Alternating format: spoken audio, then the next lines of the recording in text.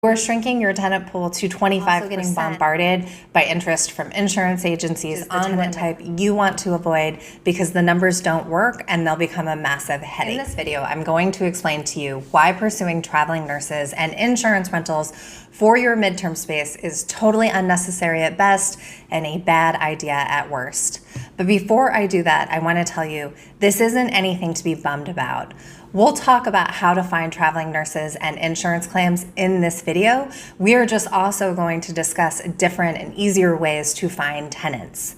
Specifically, we're going to discuss just how big the opportunity is in the 30+ day furnished rental space, so for this market, and how to approach it. Related to that, I'm going to tell you about 6 other tenant types. And I know some of you love the word avatars, so 6 other tenant avatars that you want to find for your furnished 30+ day property. And third, I'll talk to you about the final tenant type, which is the tenant type you want to avoid because the numbers don't work and they'll become a massive headache for you. If you are new here, I'm Erin Spradlin. I've had my own midterm rentals since 2017 because 2017 is when Denver banned Airbnbs for any property that was not a primary residence. Given that my husband and I had furnished rentals for Airbnb throughout the city, so throughout Denver at that time, we made the switch to 30+ days, and we have been really happy with that decision. In fact, we have never looked back, and even on our properties where we still have the opportunity to do short-term rentals, so in locations outside of Denver, we still do midterm rentals on them. In addition to this, I've written 3 books on midterm rentals, and they are available on Amazon and KDP, paperback and Audible. And finally, I have made a living out of making regular people into landlords, and that is because figuring out the laws, the tenants, and the platforms can feel overwhelming. So my job is to shepherd you through that process. At the end of this video, I'll speak more about that service for those of you that are interested. But for now, let me just say there's a free midterm rental lease and a free budgeting doc on my page. You can access it here or in the top comment of this video. It's in the green section. Okay, so let's talk about traveling nurses and insurance claims. I am currently renting to a traveling nurse, so I am not opposed to traveling nurses by any means. I am also getting bombarded by interest from insurance agencies on one of my personal properties, and a client of mine from Portland just signed a contract with an insurance company for $8,500 per month. So I am not opposed to these tenant types by any means. I just think that there's a problem when you focus solely on them. So a little bit of context, the traveling nurse that I just signed for my personal property signed initially for 2 months, but then extended to a full year, which is one of the reasons why I love this space. Is often the tenants will extend longer than they initially planned. However, most traveling nurses come in for 90 days, and that's because their contracts are 90 days long. Occasionally they extend. And I have heard, though I have not verified, that insurance carriers tend to like single family homes. I can report back that it does seem like the clients of mine that get insurance interest, and on my own properties where I see interest from insurance, it is on single family homes. My guess is that this is because single family homes have more claims than condos or townhomes, and the insurance is going to only insure on similar properties with similar zoning. Thus, if you were displaced from a single family home, you have to find a single family home to live in. That is an assumption though, but I think that's why you see more interest from insurance carriers on single family homes. Also, if you found that information interesting or you find anything interesting in this video, please like it. So now, why do I think that at best it's unnecessary to pursue nurses and insurance claims, and at worst I find it self-defeating? Well, I have never entered any of these programs that advocate for finding traveling nurses or insurance claims, and that's because I've never needed to. But I have certainly gleaned from my clients that these programs advocate for cultivating relationships with HR people at a hospital or at an insurance company, and I just think this is bad advice. To tell you about 8 tenant types that you want to be in front of, 2 of which are traveling nurses and insurance carriers. Hypothetically, let's just say that is the whole market.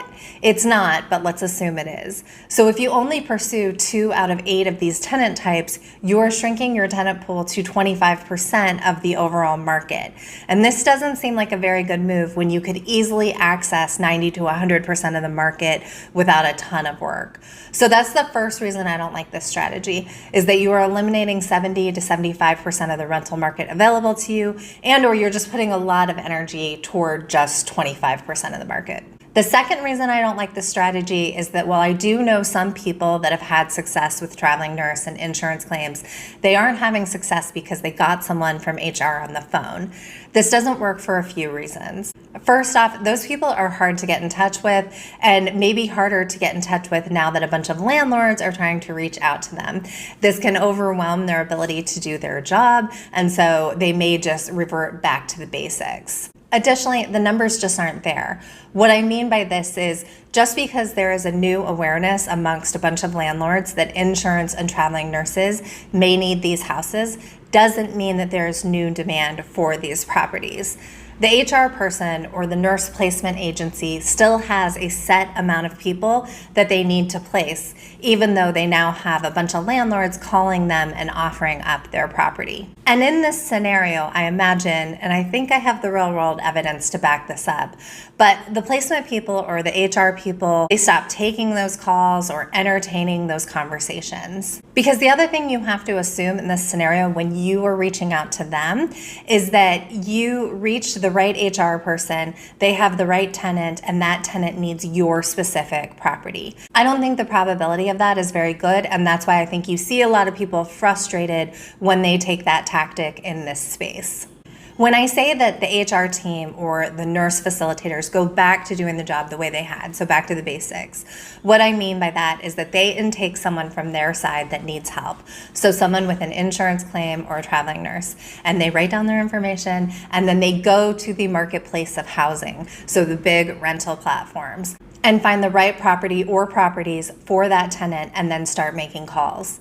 This scenario makes more sense to me, but I'm also seeing it in my own properties as well as my mentor properties, people that I teach how to landlord, because insurance carriers and nurses are reaching out to us a lot, and it is them coming to us, not the reverse.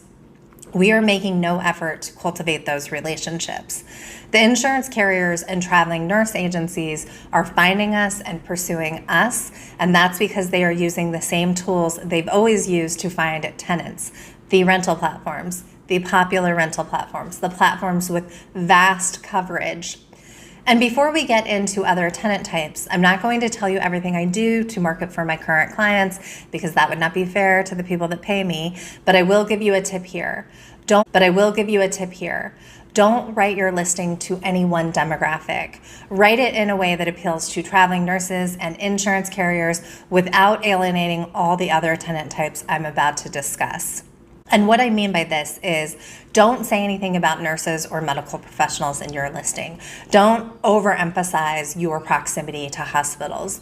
Because when you write specifically to those professions or those demographics, you inadvertently alienate the other demographics that want your place and suddenly wonder like, hey, can I only rent if I'm a medical professional? In fact, this is a big issue for Furnish Finder is that if you look up common questions around Furnish Finder, one is, can I only use Furnish Finder if I'm a nurse? The answer to that is no, but just the fact that that is out in the ether is a problem for them as a business, and you don't want to inherit that problem. So who are these other demographics and what kind of property do they need? So our third demographic is a demographic I see as much as nurses or insurance carriers, if not more.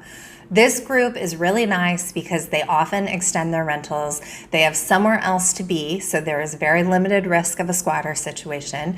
They also are not booking this place as a dream house or vacation, which is good because on Airbnb in particular, high maintenance tenants are a very real thing. This group seems to have more appropriate expectations. They need a place for a certain amount of time and for a certain price, and if your place qualifies for this, they will reach out, they'll book it, and that's that.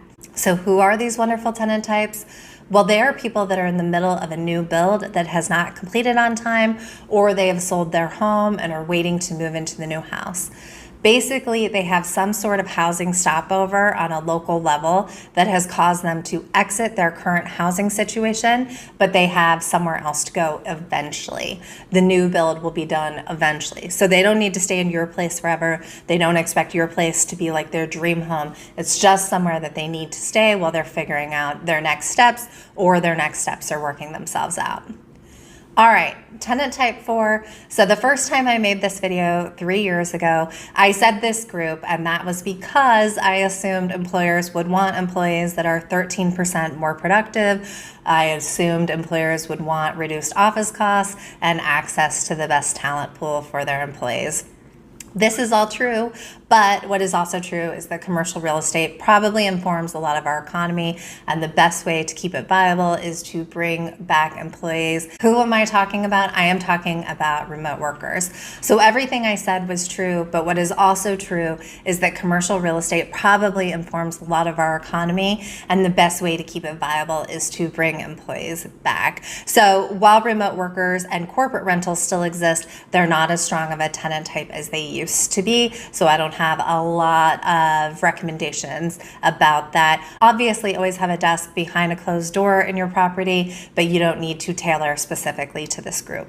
So let's go to the 5th group, and that is construction crews. I love construction crews. They tend to have someone from the office communicating with you. They don't complain. They work all day. They sleep at night. They often extend their stay. And this group cares about and needs big TVs, good kitchen supplies, and comfortable beds. You don't need to call their HR team or find any in with them. They will find you.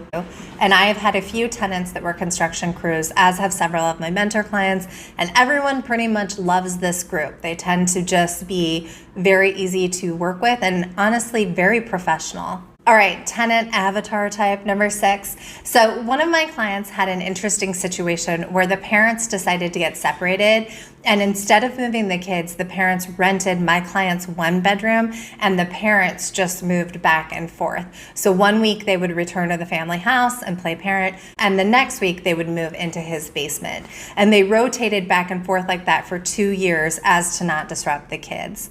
And while this is a unique scenario, what is more common is that people decide they need some space from each other but aren't sure if they want to get divorced yet. So they decide to move into a separate unit and figure it out. And this happened a lot during COVID, but because our divorce rates are still pretty high, I think we can expect this trend to continue.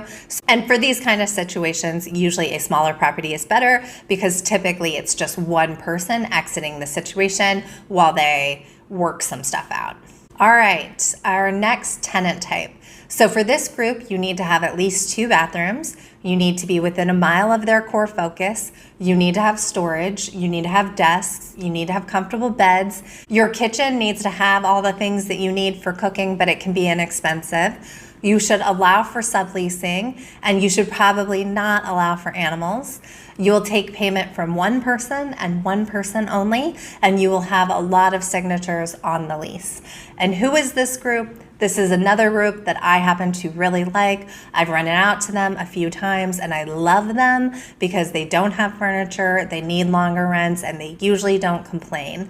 Also, most have co-signers that they don't want to embarrass, so they tend to be quite respectful. And this group, shockingly, is college kids. I really like college kids, and I have said it many times. I will rent out to college kids all day long because they've been really good to us and to our properties. Okay, so you can find all of these tenant types on the big rental platforms. More importantly, they will find you there. Having your listing strong on the big rental platforms that cater to midterm rentals and tenants will make you available to all of these rental types, and they will start hunting you down. The final tenant type is the tenant type that you want to avoid. Before I cover my services, we want to discuss this group.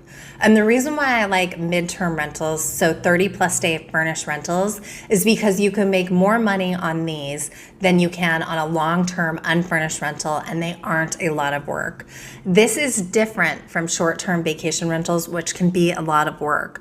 So the midterm space tends to be easier, and I'm telling you this because this group does not seem to get that. And what I mean by they don't get that is that they're trying to property manage your property, but you don't need a property manager because it's already easy.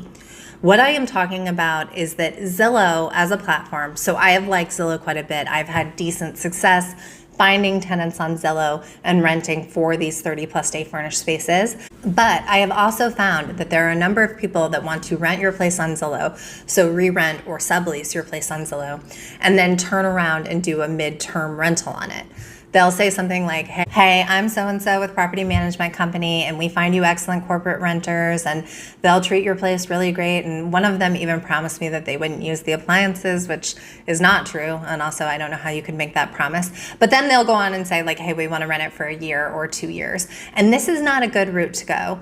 First off, if you are priced right, there should be no margin for them to make. And if there's no margin for them to make, you are talking about signing a 2-year lease with someone that is not going to make any money. So when that happens, they're going to bring up the price, they're not going to get tenants, and then ultimately they're not going to pay you. That lease is going to get broken, and the place is going to sit unrented for a while, or they're going to get desperate and start taking in any tenants. So I don't like that at all.